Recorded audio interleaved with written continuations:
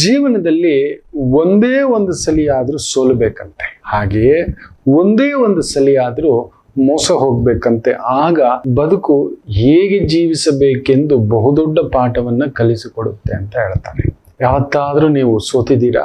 ಏನ್ ಕಲ್ಸಿದೆ? ಯಾರ ಹತ್ರ ಸೋತಿದ್ದೀರಿ? ಯಾವ ವಿಚಾರದಲ್ಲಿ ಸೋತಿದ್ದೀರಿ? ಯಾರಿಗೋಸ್ಕರ ಸೋತಿದ್ದೀರಿ? ಗಮನಿಸಿ ನೋಡಿ, ಹೌದಲ್ವಾ?